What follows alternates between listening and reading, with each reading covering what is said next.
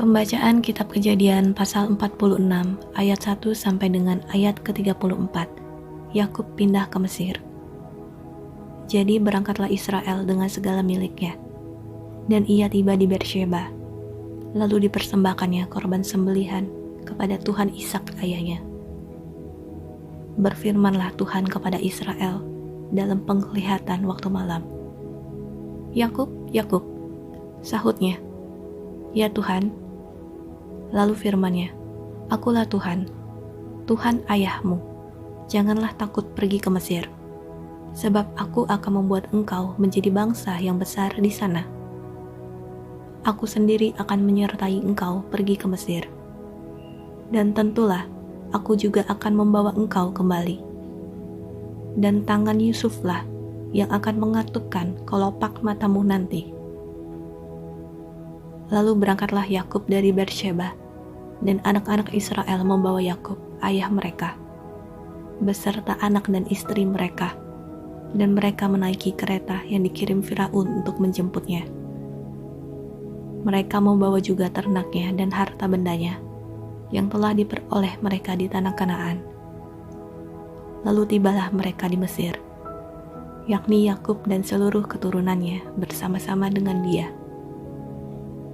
Anak-anak dan cucu-cucunya laki-laki dan perempuan, seluruh keturunannya dibawanyalah ke Mesir.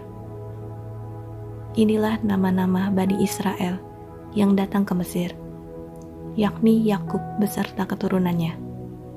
Anak sulung Yakub ialah Ruben. Anak-anak Ruben ialah Henok, Palu, Hezron, dan Karmi.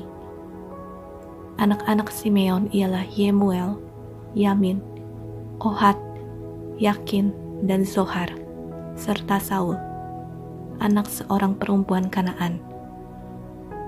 Anak-anak Lewi ialah Gerson, Kehat, dan Merari. Anak-anak Yehuda ialah Onan, Shelah, Peres, dan Zerah. Tetapi dan Onan mati di tanah Kanaan. Dan anak-anak Peres ialah Hezron dan Hamul. Anak-anak Isyakar ialah Tola, Puah, Ayub, dan Simron. Anak-anak Zebulon ialah Seret, Elon, dan Yahleel.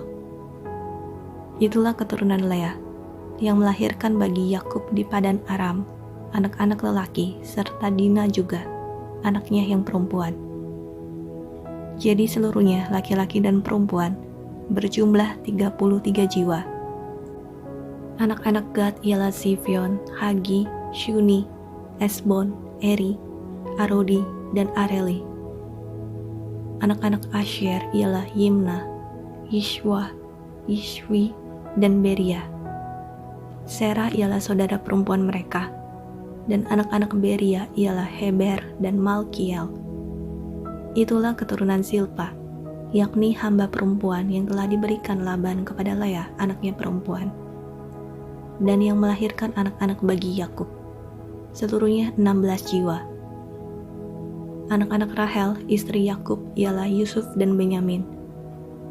Bagi Yusuf lahir Manasye dan Efraim di tanah Mesir, yang dilahirkan baginya oleh Asnat, anak perempuan Potifera, imam di On. Anak-anak Benyamin ialah Bela, Beker, Ashbel, Gera, Naaman, Ehi, Rosh, Mupi, Hupim, dan Aret. Itulah keturunan Rahel yang telah lahir bagi Yakub, seluruhnya berjumlah 14 jiwa. Anak Dan ialah Husim. Anak-anak Naftali ialah Yahzeel, Guni, Yezer, dan Shilem. Itulah keturunan Bilha, yakni hamba perempuan yang diberikan Laban kepada Rahel, anaknya yang perempuan, dan yang melahirkan anak-anak itu bagi Yakub. Seluruhnya berjumlah 7 jiwa. Semua orang yang tiba di Mesir bersama-sama dengan Yakub, yakni anak-anak kandungnya, dengan tidak terhitung istri anak-anaknya, seluruhnya berjumlah 66 jiwa. Anak-anak Yusuf yang lahir baginya di Mesir ada 2 orang. Jadi keluarga Yakub yang tiba di Mesir, seluruhnya berjumlah 70 jiwa. Yakub menyuruh Yehuda berjalan lebih dahulu mendapatkan Yusuf. supaya Yusuf datang ke Goshen menemui ayahnya. Sementara itu sampailah mereka ke tanah Goshen.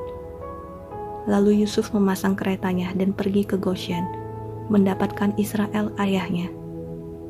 Ketika ia bertemu dengan dia, dipeluknyalah leher ayahnya, dan lama menangis pada bahunya.